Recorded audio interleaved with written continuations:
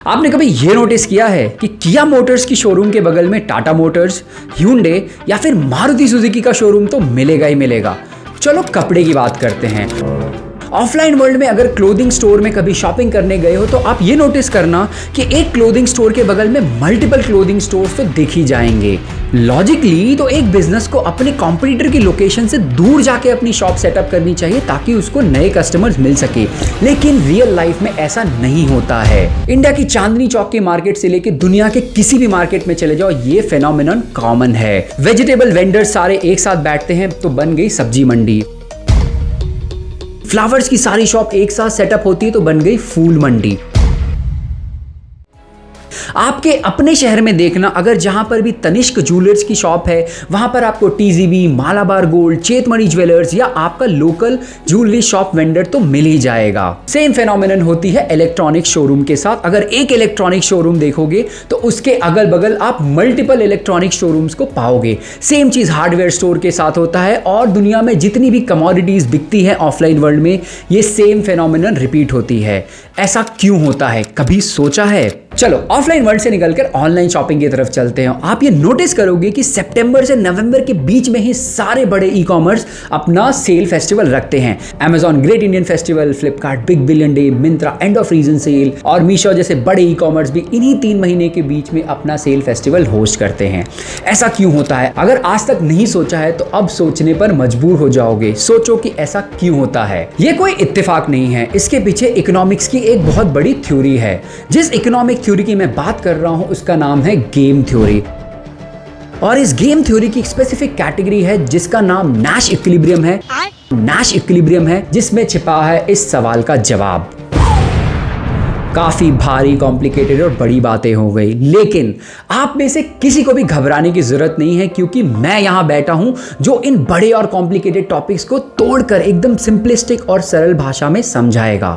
आपको तो वो ब्लैक और व्हाइट एथलीट वाली वीडियो याद ही होगी ना, कि कैसे एक ब्लैक एथलीट रनिंग में और एक व्हाइट एथलीट स्विमिंग में हमेशा आगे रहता है। कैसे मैंने फिजिक्स को तोड़ मरोड़ के एकदम सिंपल और सरल शब्दों में आपको पूरी साइंटिफिक रीजन समझाई थी। लेकिन मैं आगे नहीं बढ़ूंगा जब तक आप ये चैनल सब्सक्राइब नहीं कर देते हो। देखो, चैनल सब्सक्राइब करने में आपका ही फायदा है, because every week I come up with such interesting videos and अगर सब्सक्राइब करोगे तो ये वीडियो आपके फीड में ऑटोमेटिकली आ जाएगी। आई होप अब तक तो आपने सब्सक्राइब कर ही दिया होगा। तो चलो आगे बढ़ते बिना कोई टाइम वेस्ट किए। अब जब बात हुई है सिंपल और सरल शब्दों की, तो मैं प्रॉमिस करता हूं कि एकदम सिंपल और फंडामेंटल लेवल पर ही एक्सप्लेन करूंगा। चलो एक एग्जांपल लेते हैं।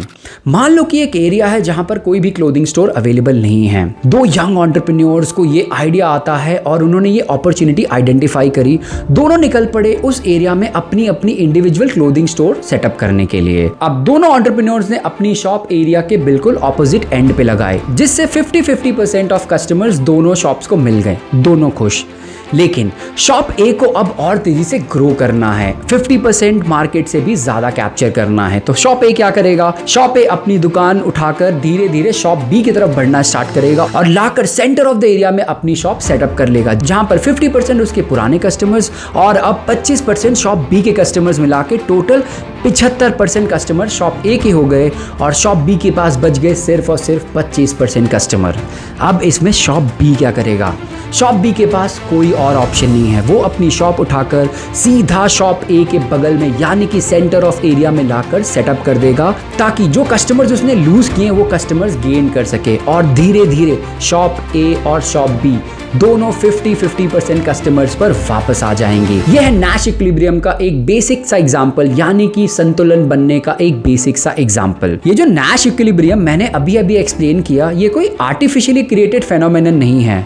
Given the course of time ये नेचुरली क्रिएट हो जाती है। मार्केट में संतुलन अपने आप बन जाता है। किसी भी ब्रांड या बिजनेस को अपने कॉम्पिटिटर के बगल में अपनी शॉप सेटअप करने के 3 सबसे बड़े रीजंस होते हैं। पहला, क्लस्टरिंग। अगर सिमिलर कैटेगरी की शॉप्स अगल बगल सेटअप होती है तो पूरे मार्केट को शेयर्ड मार्केटिंग का बेनिफिट मिलता है। आप जैसे तमाम लोग हर रोज सब्जी मंडी जाते हैं सब्जी लेने, तो किसी एक पर्टिकुलर वेंडर को फायदा नहीं होता है। वहां बैठे तमाम वेंडर्स को इक्वली कस्टमर्स का फुटफॉल मिलता है और सबको बेनिफिट होता है। दूसरा रीजन, कन्वीनियंस। लास्ट टाइम जब ऑफलाइन शॉपिंग करी थी तो ये सोचो कि एक स्टैंड अलोन शॉप पर गए थे या फिर ऐसी जगह गए थे जहां पर सिमिलर कैटेगरीज की मल्टीपल शॉप्स अगल बगल थी। आई एम 100% श्योर कि आंसर होगा कि ऐसी जगह गए थे कि जहां पर सिमिलर कैटेगरी की शॉप्स अगल बगल एग्जिस्ट करती थी। As a customer you need convenience and multiple options, इसीलिए आप ऐसी जगह जाते हो जहां पर सिमिलर कैटेगरी की मल्टीपल शॉप्स एग्जिस्ट करती है। अगर कपड़े लेने हैं तो आप ऐसे मार्केट जाओगे जहां पर मल्टीपल कपड़ों की दुकान होगी। Same goes for car showroom, same goes for electronic store और ज्वेलरी स्टोर। तीसरा रीजन फोमो, यानी कि फियर ऑफ मिसिंग आउट। अगर आप एक ब्रांड और बिजनेस हो तो आप कभी भी मार्केट के ऑपोजिट डायरेक्शन में नहीं जाना चाहोगे। अगर कस्टमर्स किसी पर्टिकुलर एरिया में क्लोथिंग शॉपिंग करने जाते हैं तो as a clothing brand in that area you will have to set up your shop in that particular area itself, otherwise आपको कस्टमर्स नहीं मिलेंगे। आई होप अब तक आपको ये तो समझ में आ गया होगा कि इंडिया के हर छोटे बड़े शहर में अपना एक ज्वेलरी शॉप्स का एरिया होता है, क्लोथिंग स्टोर का अपना एरिया होता है, हार्डवेयर स्टोर, कार्स का showroom, vegetable vendors, flower vendors, हर कैटेगरी का अपना एक एरिया मार्क्ड होता है हर शहर में। ऐसा इसलिए होता है क्योंकि सिमिलर कैटेगरीज की शॉप्स जब साथ में एग्जिस्ट करती हैं तब मार्केट में कस्टमर्स का फुटफॉल ज्यादा बढ़ता है और पूरे शॉप्स को कलेक्टिव मार्केटिंग बेनिफिट मिलता है। इसी में सबकी भलाई है, सबका साथ सबका विकास। इकोनॉमिक्स भी कितनी सुंदर और सिंपल चीज है ना, इतने जटिल से क्वेश्चन को इतने सिंपल और सरल शब्दों में समझा दिया। जिंदगी भी कुछ ऐसी ही होती है, चाहे वो मार्केट हो, इकोनॉमी हो या आपकी या मेरी खुद की निजी जीवन हो, संतुलन बहुत जरूरी है। तो संतुलन बना के रखना, यानी कि find your equilibrium. I hope आपको आपके सवालों के जवाब मिल गए और मैं ये नैश इक्विलिब्रियम को बहुत सिंपल और सरल और फंडामेंटल शब्दों में समझाने में समर्थ रहा। अगर आपको ये वीडियो इंटरेस्टिंग लगा, कुछ भी नया सीखने को मिला, तो please subscribe this channel. I make such informative, logical, scientific and insightful videos every week. हर हफ्ते मैं आपके समक्ष आता हूं और ऐसा ही कुछ इंटरेस्टिंग वीडियो प्रेजेंट करने की कोशिश करता हूं।